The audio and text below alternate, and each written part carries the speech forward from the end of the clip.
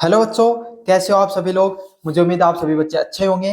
तो आपका ये जो क्लास होने वाली है ये होने वाली है इंग्लिश एंड कम्युनिकेशन की, मतलब जनरल इंग्लिश का जो आपका पेपर होने वाला है उससे संबंधित ये आपके सामने कंप्लीट क्लास होगी, जिसमें मैं आपको कंप्लीट जो शॉर्ट टाइप क्वेश्चन आने वाले हैं उसको कंप्लीट रिवीजन करवाने वाला हूँ। तो काफी ज्यादा इंपॉर्टेंट क्लास होने वाली है आपके सामने। साथ के साथ जो आपका जो ये पीडीएफ जो मैं आपको पढ़ा रहा हूँ ये हमारे जो टेलीग्राम चैनल है, जो टेलीग्राम का चैनल है वहां पर देखने को मिल जाएगी। तो टेलीग्राम चैनल का लिंक डिस्क्रिप्शन में दे रहा हूँ, जरूर से जाकर सभी बच्चों से रिक्वेस्ट है टेलीग्राम चैनल को जरूर से ज्वाइन कर लेना। वहां पर आपको पीडीएफ देखने को मिल जाएगी, वहां से आप पढ़ भी सकते हो।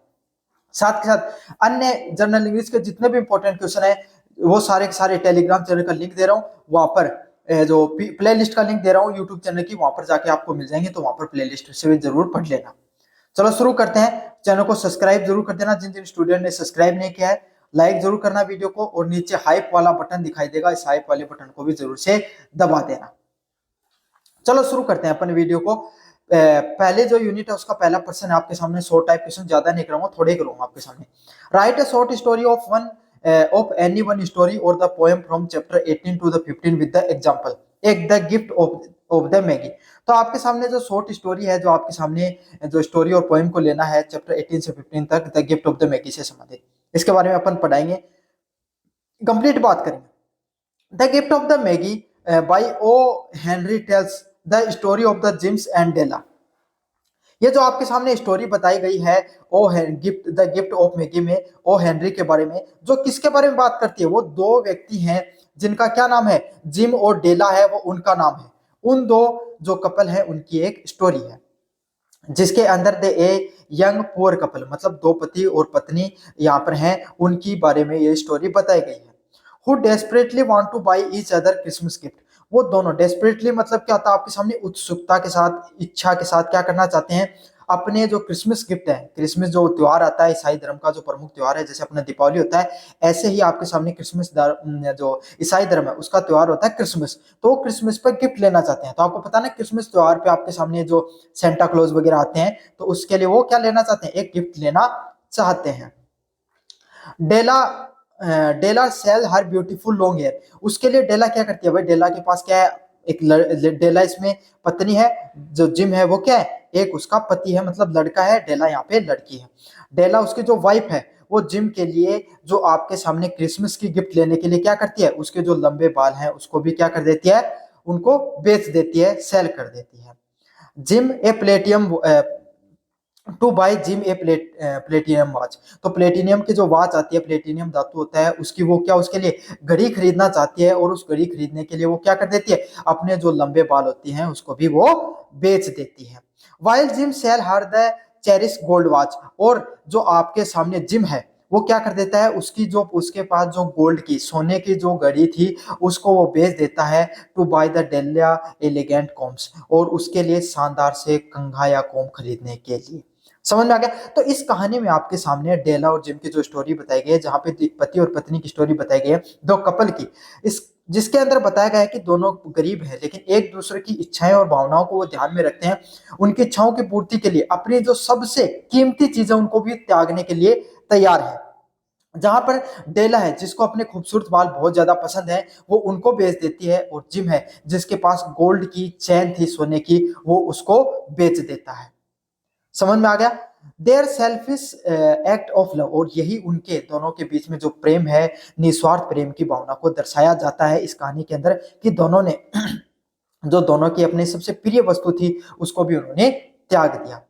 Through rendering their gift temporary useless, जो highlight the profound beauty of sacrifice thing. यहाँ पर क्या बताया गया, थ्रू रेंडरिंग देयर गिफ्ट, ताकि दोनों जो अपने अपने जो आपके पास दोनों के पास जो गिफ्ट है वो एक दूसरे को दे सके, है ना, इसके लिए दोनों ने क्या की, अपने जो चीजें उनको त्याग किया, जो सबसे उनकी खूबसूरत, जो उनको सबसे ज्यादा पसंद चीज थी उसको त्याग किया। तो इस कहानी में अगर अपन मोरल स्टोरी की भी बात करें तो यही बताई गई है कि किस तरीके से जीवन में, प्रेम में आपको एक दूसरे के प्रति चीजों को त्याग भी करना पड़ता है, अगर आप प्रेम की स्वीकृति चाहते हो तो। समझ में आ गया आपके सामने। तो ये स्टोरी थी। अगला है, what are the central theme of the story the gift of the Magi. The gift of the Magi की जो सेंट्रल थीम, केंद्रीय विषय क्या है आपके अंदर, इसके बारे में अपन विस्तार से पढ़ेंगे। The central theme of the gift of the Maggi is the selfless sacrifice love. आपके सामने जो सेंट्रल थीम है the gift of the Maggi का, उसमें किसकी बात की गई? सेल्फलेस लव की बात की गई है, निस्वार्थ प्रेम की बात की गई है। समझ में आ गया? दोनों के बीच में जो प्रेम है, जो अपनी सबसे खूबसूरत चीज होती है, डेला अपने बालों को बेच देती है गिफ्ट खरीदने के लिए क्रिसमस की, वहीं पर जिम है वो अपनी गोल्ड की वॉच को बेच देता है ताकि वो उसके लिए आपके सामने क्या खरीद पाए? कॉम्स को खरीद पाए। तो इस कहानी में आपके सामने निस्वार्थ प्रेम की, सेल्फलेस लव की बारे में बताया गया है, प्रेम के निस्वार्थ भाव के बारे में बताया गया है। It explores it explores how true love is measured not by the momentary value of gift. जिसमें क्या बताया गया है, कैसे एक सच्चे प्रेम को आप सिर्फ एक कीमती वस्तुओं से नहीं नाप सकते हो। समझ में आ गया? इसमें क्या बताया गया कि प्रेम होता है, उसको उनका महत्व, प्रेम का जो महत्व है, दो लोगों के बीच में जो रिश्ता होता है, उसके बीच में जो संबंध होते हैं, उसको आप सिर्फ क्षणिक जो आपके सामने जो क्षण भंगुर जो आपके सामने वस्तुएं हैं, उनसे आपको नहीं नाप सकते हो। ये गिफ्ट हैं, ये इनसे नहीं नाप सकते हो। But by the willingness to give up one's most prized professions. इसमें क्या बताया गया है कि आप, आपके पास जो कीमती वस्तुएं हैं, उससे उन सब चीज प्यार को नहीं नाप सकते हो, बल्कि इस चीज से पता चलता है कि आप उस चीज को, उस प्रेम को पाने के लिए आपके अंदर कितनी इच्छा है, आप कितना त्याग कर सकते हो। समझ में आ गया? जैसे डेला है और जिम, उसने अपनी अपनी सबसे खूबसूरत चीजों को क्या क्या त्याग दिया, किसके लिए? गिफ्ट लाने के लिए। लेकिन वो वैल्यू गिफ्ट की नहीं थी, वो गिफ्ट से ज्यादा मायने रखता था कि दोनों एक दूसरे के प्रेम के लिए अपनी जो सबसे खूबसूरत चीजें हैं उनको क्या करना चाहते थे? त्याग कर सकते थे। यहाँ पर त्याग की महत्व को ज्यादा बताया गया है गिफ्ट के महत्व से। थोड़ा गहरे से चीजों को समझना। Give up the most prized profession for the happiness to love ones. एक दूसरे को, जो अपने एक दूसरे को खुश महसूस कराने के लिए, एक दूसरे को जीवन में इंपॉर्टेंस देने के लिए, एक दूसरे को महत्व देने के लिए, दोनों ने अपनी जो इच्छा है कि दोनों ने क्या, अपनी इच्छा से अपनी सबसे महत्वपूर्ण चीजों को त्याग किया है। तो सेंट्रल थीम की बात करें, यहाँ पर आपको लगा कि भाई उन्होंने एक दूसरे की गिफ्ट देना ज्यादा महत्वपूर्ण नहीं बताया गया। यहाँ पे एक दूसरे की इच्छा को ज्यादा, विलिंगनेस को ज्यादा इंपॉर्टेंस दिया गया है। जो उनकी इच्छा है एक दूसरे को खुश करने के लिए अपनी सबसे अच्छी चीजों को भी त्याग करना। अगले वाले प्रश्नों की तरफ पढ़े अपन। Mention one important character and his her role from any prescribe text character Della के बारे में बताया गया है। तो यहाँ पर आपके सामने क्या बताया गया, जो करेक्टर है डेला का, उसके बारे में अपन विस्तार से पढ़ेंगे। भाई उसके बारे में बताना है कि उसका करेक्टर किस तरीके से है, आपको कैसा लगा, उसके बारे में विस्तार से बताना है। From the gift of the Magi, Della is the loving and the selfless wife. तो सबसे पहले तो आपको ये पता होना जरूरी है, जो डेला है वो जिम की क्या वाइफ है ना, और वो उससे निस्वार्थ प्रेम करती है। इस कहानी में हमें यही पता चलता है, उसका सेल्फलेस एंड लविंग नेचर, जो प्यारा और आपके सामने निस्वार्थ प्रेम करने का जो उसका व्यवहार है, वो नजर आता है। Who sacrifice her most treasured profession. और वो क्या कर देती है, वो अपने प्रेम को, जो अपने पति को खुश करने के लिए, उसके जो सबसे खूबसूरत, उसकी जो सबसे कीमती चीज है, उसको भी वो त्याग देती है। और उसकी सबसे कीमती चीज क्या है? उसके जो लंबे बाल है, उससे सबसे ज्यादा प्रेम करती थी, वही उसके लिए सबसे अच्छी चीज थी, उसको भी वो त्याग कर देती है। किसके लिए? Two by her the Christmas gift for her husband. और जो उसका हस्बैंड है, उसके लिए जो क्रिसमस गिफ्ट लाने के लिए वो क्या कर देती है आपके सामने, उसके जो लंबे बाल हैं उनको भी वो त्यागने से हिचकती नहीं है। अपने प्यार को, अपनी प्यार को प्राप्ति के लिए, अपनी पति को खुश करने के लिए, अपनी जो वो क्या करते हैं, अपनी सबसे कीमती चीज को भी त्याग देते हैं। हर एक्ट एग्जाम्पलिफाइज द स्टोरी थीम और प्रोफाउंड द सेक्रीफाइस लव। इस कहानी से हमें जीवन में ये सीख मिलती है किस तरीके से त्याग का क्या महत्व होता है रिश्तों में। अगर आप रिश्ता, चाहे आपका माता पिता का हो, भाई बहन का हो, पति पत्नी का हो, जीवन में कोई भी रिश्ता हो, रिश्ते को निभाने के लिए आपको जीवन में काफी बार त्याग करना पड़ता है। त्याग चाहे वस्तुओं का हो, चाहे त्याग समय का हो, चाहे जीवन में त्याग आपके कोई कार्य का हो, लेकिन त्याग रिश्तों को क्या बनाता है? और खूबसूरत बनाता है। समझ में आ गया आपके सामने? अगले वाले इंपॉर्टेंट क्वेश्चन की तरफ अब अपन बढ़ेंगे। What message does the author convey in the story the gift of the Magi. तो ऑथर है वो क्या आपके सामने मैसेज देता है द गिफ्ट ऑफ मैगी के माध्यम से। O Henry convey the message that the greatest gift are those given out of the genuine love and the sacrifice. तो ये जो यहाँ पर मैसेज दिया गया है वो क्या दिया गया है कि अगर आप अपने रिश्तों में कोई व्यक्ति को अगर सबसे अच्छा गिफ्ट अगर कोई देना चाहते हो तो वो क्या हो सकता है आपके सामने, वो क्या हो सकता है आपके सामने सेक्रीफाइस और लव। आप उसको प्रेम कर सकते हो और आप अपनी सबसे प्यार उसको खुश करने के लिए अपनी कोई प्यारी वस्तु को भी त्याग कर सकते हो। यही उनके अनुसार सबसे खूबसूरत गिफ्ट है, सबसे महानतम गिफ्ट है, सबसे महानतम आपके सामने उपहार है कोई व्यक्ति के लिए जो आप उसको दे सकते हो। रेदर देन द मेटेरिक वैल्यू, उन्होंने क्या बताया, उन्होंने जो आपके सामने जो राइटर है उनका इंपॉर्टेंस किस चीज पे है, उनका इंपॉर्टेंस है किस चीज पर, भावनाओं पे, इमोशंस पे, सेक्रीफाइस, लव, केयर पे ज्यादा महत्व दिया है, ना कि जो मेटेरियलिस्टिक चीजें हैं उस पर उन्होंने ज्यादा इंपॉर्टेंस दिया है। एक थिन लेयर है इन चीजों के बीच में, आपको समझना होगा। आपको जो पेपर लिखोगे तो आपको समझाना है कि राइटर ने मेटेरियलिस्टिक जो चीजें हैं, जो गिफ्ट देने की बात है, उससे ज्यादा उन्होंने सेक्रीफाइस, लव और केयर के ऊपर ज्यादा इंपॉर्टेंस दिया है। He suggests that the true wisdom मांगी live in a such profound and the selfless act of giving। तो यहाँ पर यह सच्ची जो आपके सामने स्वतंत्रता है, मांगी जो कहानी है उसमें सच्ची स्वतंत्रता की बात की गई है, वो किस में है, सेल्फलेस एक्ट ऑफ अफेक्शन, प्रेम की, जो आपके सामने जो संबंध है, प्रेम संबंध है या फिर आपके सामने कोई भी रिश्ता है, उसमें जो सच्चाई होती है वो किस चीज पर निर्भर करती है कि आप एक दूसरे के लिए कितना निस्वार्थ कार्य करते हो। समझ में आ गया। तो ये मैसेज दिया गया आपके अंदर कौन सी story, the gift of the Magi के अंदर। चलो आपके सामने जो यूनिट फर्स्ट है उसके जो शॉर्ट टाइप क्वेश्चन है उनको मैंने करा दिया, लगभग क्वेश्चन आपके सामने ऐसे देखने को मिल जाएंगे। स्टोरी के बाद में भी आपको पता चल गया, अब आपके सामने डिफरेंट टाइप का क्वेश्चन है तो भी आप वहां से कर सकते हो। अब आपके सामने क्वेश्चन टेक का प्रश्न आएगा, किस तरीके से क्वेश्चन टेक को प्रश्न करना है उसके लिए तो एक अलग से क्लास भी आएगी, लेकिन शॉर्ट टाइप में भी मैं आपको बता देता हूँ। पहला है he is a good student. सबसे पहले तो मैं क्वेश्चन टैग बताऊं कि होता क्या है।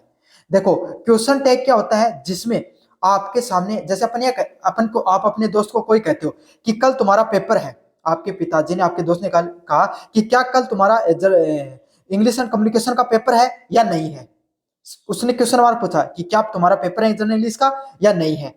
समझा, इसमें पॉजिटिव क्वेश्चन भी था और नेगेटिव भी था, इसका आंसर यस भी हो सकता है, नो भी हो सकता है। तो इस प्रकार के क्वेश्चंस जहां पर आपके सामने एक ही सेंटेंस में पॉजिटिव और नेगेटिव सेंटेंस देखने को मिल जाए, एक पर्सन पूछा जाए, क्वेश्चन टैग मतलब पर्सन पूछा जाए, उसमें नकारात्मक और सकारात्मक दोनों प्रकार के उत्तर निकल सकते हैं, उसी को क्वेश्चन टैग के नाम से जाना जाता है। समझ में आ गया। जिसमें पहला जो क्लोज होगा, पहला जो सेंटेंस होगा, लाइन होगी कोमा से पहले की, वो पॉजिटिव देखने को मिलेगी या फिर नेगेटिव देखने को मिलेगी, और अगली वाली उसके अपोजिट देखने को मिलेगी। मतलब अगर आपको शुरुआत में जो फर्स्ट क्लोज है उसमें अफर्मेटिव सेंटेंस दिखाई दे रहा है, पॉजिटिव सेंटेंस दिखाई दे रहा है, तो कोमा के बाद में आपको उसको नेगेटिव सेंटेंस में बनाना है, उसमें नोट लगाना है। अगर आपको पहले वाले सेंटेंस में नोट दिखाई दे तो अगले वाले सेंटेंस में आपको पॉजिटिव सेंटेंस बनाना होता है। ये इसका पूरा कॉन्सेप्ट है क्वेश्चन टैग का। जैसे कि अब मैं आपको समझाऊं, और इसके पूरे ग्रामेटिकल नियम होते हैं वो तो अपन अलग क्लास में डिस्कस करेंगे, लेकिन यहाँ पर तो आपको मोटा मोटी बता देता हूं मैं एक बार। पहला है he is a good student, तो क्या वह एक अच्छा स्टूडेंट है।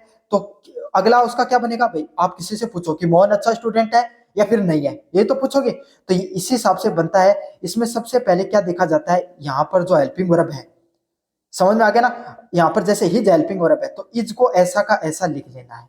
समझ में आ गया। अब ये पॉजिटिव सेंटेंस था, यहाँ पे नेगेटिव का नहीं आ रहा था अर्थ, तो आपको क्या करना है, यहाँ पर नेगेटिव बनाना है तो नोट लगा देना है। समझ में आ गया, नोट लगाना है। और इजंट है उसको इज प्लस नोट नहीं लिखे इजंट लिखा जाता है कोमा लगा के, और फिर यहाँ पर जो सब्जेक्ट है उसको ऐसा का ऐसा लिख दिया जाता है। सब्जेक्टिव जो प्रोनाउन देखने को मिलता है, नाम दे रखा है, उसका प्रोनाउन लिखना आपको, क्योंकि आपके सामने क्या है, सब जो सब्जेक्टिव केस होगा उसका प्रोनाउन आपको ऐसा कैसा लिख देना। समझ में आ गया। तो यहाँ पर हेल्पिंग वर्ब क्या थी, इज का तो इजंट बन गया और ही का ही देखने को मिल गया। समझ में आ गया आपके सामने। अगले वाला सेंटेंस था आपके सामने, पहले वाला अपन ने कौन सा देखा, फर्स्ट क्लोज में जहां पे पॉजिटिव सेंटेंस था, दूसरे वाले में अपन चेंज करेंगे। You did not meet her yesterday, कि कल क्या तुम उससे नहीं मिले, तो क्या बनेगा, क्या कल तुम उससे नहीं बने या मिले थे, तो पहले वाला नेगेटिव तो दूसरे वाला पॉजिटिव होगा। समझ में आ गया। तो यहाँ पर अपन को क्या देखने को मिल रहा है, डिडंट देखने को मिल रहा है, तो नोट देखने को मिल रहा है, तो इसका क्या कर लो, डिड लिख दो, और यहाँ पर जो आपके सामने प्रोनाउन देखने को मिल रहा है वो को वो लिख दो। तो देखो बच्चों, अगर आपको इतना सब नई चीजें समझ में आती है, सीधी ट्रिक बता रहा हूँ आपको, काम करेगी आपके सामने। क्या करेगी? यहाँ पर जो हेल्पिंग वर्ब तो पहचान लोगे ना, इज नहीं पहचान पा रहे हो, मैं बता देता हूँ। Is, am are, was were, has, have, had आपके सामने देखने को मिलेंगी, उसके अलावा कुछ नहीं देखने को मिलेगा। फिर से बता रहा हूं, is, am, are, was, were, has, have और आपके सामने देखने को क्या मिलेगी? हैड, है वो देखने को मिलेगी। ये सब क्या होते हैं? हेल्पिंग वर्ब होती हैं, ये देखने को मिलेंगे। इसमें एक्सेप्शनल केस है एक दो, इस ट्रिक में सिर्फ एक एक्सेप्शनल केस है, वो आपको लॉन्ग वीडियो में डिस्कस करूंगा। लेकिन जो यहाँ पर देखने को मिले उसको यहीं पर सीधा का सीधा चिपका देना, बस इतना ध्यान रखना है। यहाँ पर नोट नहीं है तो यहाँ पर आपको नहीं है तो यहाँ पर लिख देना है आपको, एन डॉट लगा के NAT इस तरीके से। अगर यहाँ पर दे रखा है डिडंट तो सीधा का सीधा हेल्पिंग वर्ब को चिपका देना, ये कर लेना। और यहाँ पर आपके सामने आप तो ज्यादा दिमाग लगाने मत, अगर आपको समझ नहीं है तो ग्रामर की, यहाँ पर जो आपके सामने जो प्रोनाउन देखने को मिले ऐसा कैसा चिपका देना, समझ में आएगा? यही ट्रिक है, इसको लगा लेना, बहुत आराम से पास हो जाओगे आप। चलो अब अपन बात करें आपके सामने हेल्पिंग वर्ब वाले यूज करने हैं। सबसे पहले she days to school every day, go यहाँ पर आपके सामने वर्ब थी, उसको यूज करना था। वह दिल्ली के दिल्ली स्कूल में जाता है, तो कोई भी क्रिया है अगर वो दिल्ली हो, अगर आप दिल्ली स्कूल जाते हो, दिल्ली लाइब्रेरी जाते हो, दिल्ली कॉलेज जाते हो, दिल्ली आप खेलने जाते हो, यूनिवर्सल ट्रूथ हो, सार्वभौमिक तथ्य हो, इस प्रकार के जो सेंटेंस होते हैं वो कौन से टेंस में आते हैं? प्रेजेंट सिंपल टेंस में आते हैं। किस प्रकार के सेंटेंस में देखने को मिलते हैं? प्रेजेंट सिंपल टेंस में देखने को मिलते हैं।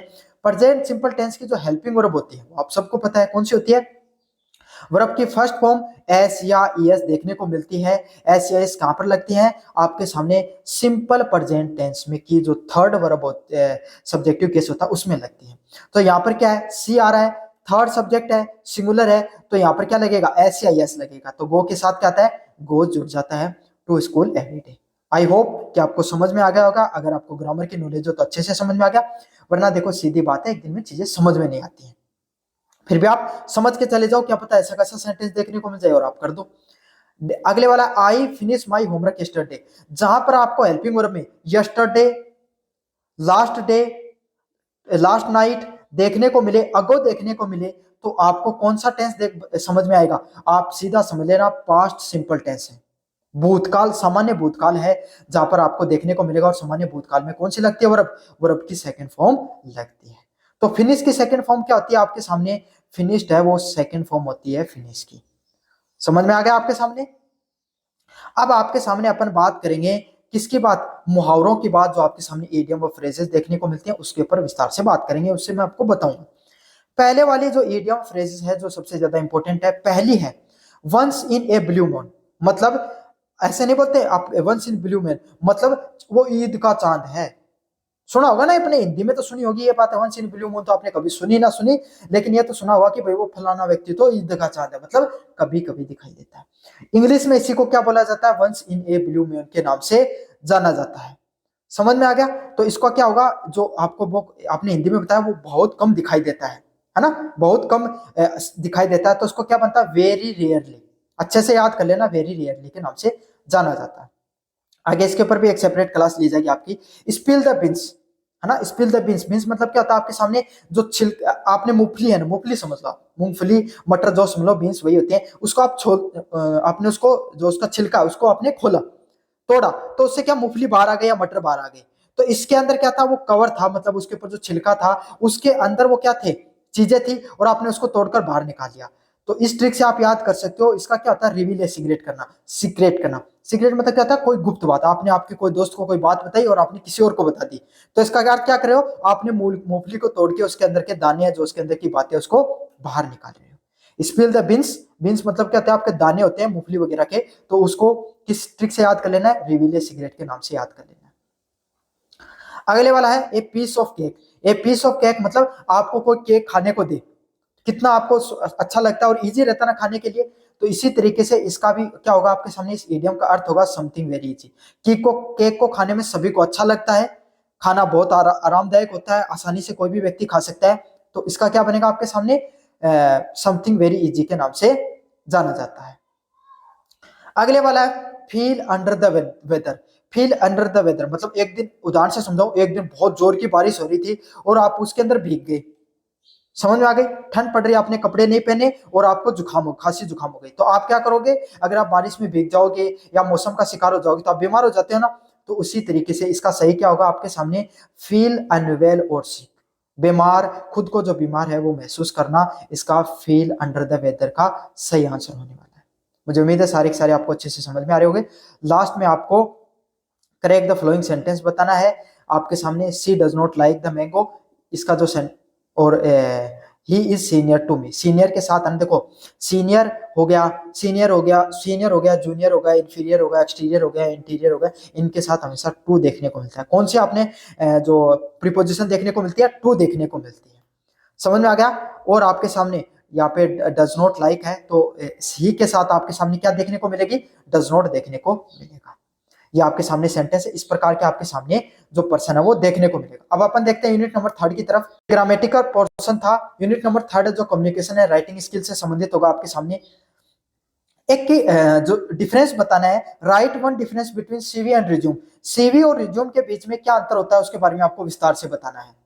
क्या अंतर होता है? वन की difference is the length and the detail. एक जो मुख्य अंतर देखने को मिलता है वो किसके बीच में देखने को मिलता है? लेंथ और डिटेल में देखने को मिलता है। मतलब सीवी और जो रिज्यूम है वो लेंथ में बड़े होंगे।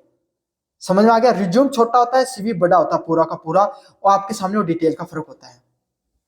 रिज्यूम क्या होता है आपके सामने? Resume is typically concise. Resume आपके सामने टिपिकली छोटा होता है। One or the two page document tailored for specific job. और आपके सामने जो रिज्यूम होता है उसमें क्या किया जाता है? 1 से 2 पेज में। रिज्यूम आपने तुरंत बना दिया, आपसे कहा रिज्यूम बना के दो मुझे, तो आपने क्या किया? तुरंत बनाया उसको। और रिज्यूम में आपको, मतलब आपको किसी पोस्ट के लिए अप्लाई करना है, जैसे पोस्ट आई है आपके, समझ लो कि कोई खनन विभाग में कोई किसी को टाइपिस्ट की जरूरत है। समझ में आ गया? तो आप टाइपिंग अच्छी आती है तो आप क्या करोगे? तुरंत उसी पोस्ट के लिए क्या कर दोगे? एक रिज्यूम बना के दे दोगे, मुझे मेरे पास, मैं इस इतनी मेरी उम्र है, ये नाम है, फादर्स नेम है, इतना मैं पढ़ाई किया हूँ। वो छोटा होता है आपके सामने। Document trailer for the specific job, जो आपके सामने मैंने बताया कि स्पेसिफिक जॉब के लिए रहता है। हाईलाइट द रिलेवेंट स्किल, भाई उस जॉब के लिए कौन कौन सी स्किल की जरूरत थी, किस किस प्रकार की स्किल की जरूरत थी उसके बारे में बताया जाता है, और आपको क्या क्या एक्सपीरियंस है उस फील्ड से संबंधित। अब टाइपिंग आप बताओ कि भाई मेरी 35 की 40 की स्पीड, टाइपिंग की स्पीड आती है, मैं इंग्लिश और हिंदी दोनों में टाइपिंग कर सकता हूँ, मुझे इंग्लिश की भी अच्छी नॉलेज है, हिंदी की भी अच्छी नॉलेज है। समझ में आ गया? एक्सपीरियंस के बारे में बताओ कि भाई मैंने एलएमटी नाम की कोई कंपनी है, उसके अंदर भी 10 साल टाइपिंग का काम कर चुका हूं। समझ में आ गया? तो रिज्यूम होता है वो क्या किया जाता है? एक छोटा कंसाइज शॉर्ट डॉक्यूमेंट होता है जिसको किसी जो एक स्पेसिफिक जॉब के लिए यूज किया जाता है, जहां पे रिलेवेंट जो स्किल है और एक्सपीरियंस के लिए ही बताया जाता है कि भाई मैं इस एक जॉब के लिए अप्लाई किया जाएगा, उसके लिए रिज्यूम का बनाया जाएगा, उसी में उस जॉब से संबंधित आपके सामने क्या बताओगे? स्किल मेरे पास है, उस जॉब में चाहिए वो, और मेरे को इस साल का एक्सपीरियंस है। अगले वाले पॉइंट की तरफ बढ़े। CV is a curriculum vitae is more comprehensive longer document. मतलब आपने क्या कर लिया? सीवी क्या होगा? पूरा पूरा आपका पोथी पाना, मतलब आपको जो जो आपने 12th में कितनी पढ़ाई की, ग्रेजुएशन में कितनी पढ़ाई की, आपने उसमें ग्रेजुएशन में क्या क्या सीखा है, वहां पे आपको कितने मेडल मिले हैं, आपने स्पोर्ट्स में कितना अच्छा किया है, आपके अंदर टाइपिंग की स्किल नहीं, मेरे अंदर पढ़ाने की भी स्किल है, मैं और कोई भी मतलब एक्सट्रोवर्ट आदमी हूँ, अच्छे से लीडरशिप कर सकता हूँ। आप सारी चीजों को विस्तार से बताते हो, उसको किस नाम से बताया जाता है? सीवी के नाम से जाना जाता है। समझ में आ गया? जहां पर डिटेल में चीजों को बताया जाए एकेडमिक और प्रोफेशनल हिस्ट्री के बारे में, आप अपनी पढ़ाई की और प्रोफेशनल जो आपने जहां जहां पे आपने काम किया है उसके इतिहास के बारे में आपको आप जहां पर विस्तार से बताते हो, इंक्लूडिंग पब्लिकेशन, आपने कहा कौन सी पब्लिकेशन में काम किया है, कौन से रिसर्च में काम किया है, मतलब आपने अगर पढ़ाई की है, पीएचडी वगैरह करके, तो कहाँ कहाँ पे आपने रिसर्च किया है, कौन सी पब्लिकेशन का काम किया है, आपने कौन सी फील्ड में एकेडमिक्स में आपने बेहतर किया है, इन सब चीजों के बारे में आपको विस्तार से बताना होता है। समझ में आ गया आपको? ये सीवी रिज्यूम के बीच में फर्क था। अब आपके सामने रीअरेंज द सेंटेंस का भी क्वेश्चन देखने को मिलेगा। तो देखो रीअरेंज द सेंटेंस कुछ इस प्रकार से आएगा, करने का कोई मतलब नहीं, तरीका बताता हूं मैं आपको। देखो कोई भी सेंटेंस होता ना, उसमें सबसे पहले दिखाई देता आपको क्या? हमेशा सब्जेक्ट। क्या दिखाई देता है? कोई भी सेंटेंस को रीअरेंज करो, आपके सामने ऐसे छोटे छोटे आएंगे, सेंटेंस वाइज नहीं आएंगे, बहुत इजी पढ़ते हैं। कोई भी सेंटेंस होता है उसमें सबसे पहले क्या देखने को मिलता है, सब्जेक्ट। सब्जेक्ट दो ही होते हैं, सबसे इजी होता है पहचाना, क्या तो किसी को नाम होगा, वरना ही, सी, इट, दे, यू और आई और वी, ये देखने को मिलेंगे। तो सबसे पहले देखो ही, सी, इट, सबसे पहले कोई का नाम देखो, नाम आया सबसे पहले उसको लिखो। समझ में आ गया आपके सामने। फिर ही, सी, इट, जो अगर नाम नहीं है तो ये देख रखेंगे, उसको लिख दो। फिर आपके सामने देखने को मिलती है क्या, आपके सामने देखने को मिलता है helping verb, is, am, are, was, were देखने को मिलेगी। फिर आपके सामने देखने को मिलती है मेन वर्ब, जैसे उसके साथ डन हो गया, वर्क हो गया, फिनिश्ड हो गया। और फिर आपके सामने जो आगे प्रीपोजिशन देखने को मिलेंगी या फिर कंप्रीहेंसिव देखने को मिलता है। जैसे यहाँ पर आपने सबसे पहले हमने देखा, मैंने क्या बताया आपको, ही देखना है, फिर आपने ही देखा, फिर always rise early in the morning बना दिया आपने। इस प्रकार से जो सेंटेंस बनते हैं, ये था आपका इंग्लिश एंड कंप्रीहेंशन का जितना भी शॉर्ट टाइप क्वेश्चन है, सारे सारे मैंने आपको करवा दिए हैं। मुझे उम्मीद है आपको इससे ना सिर्फ शॉर्ट टाइप क्वेश्चन रिवाइज होंगे, बल्कि आपके बाकी के कॉन्सेप्ट भी क्लियर होंगे इससे। धन्यवाद। कैसा लगा वीडियो जरूर से बताना, चैनल को जरूर से सब्सक्राइब करना, अपने दोस्तों को जरूर से इस वीडियो को शेयर करना। धन्यवाद।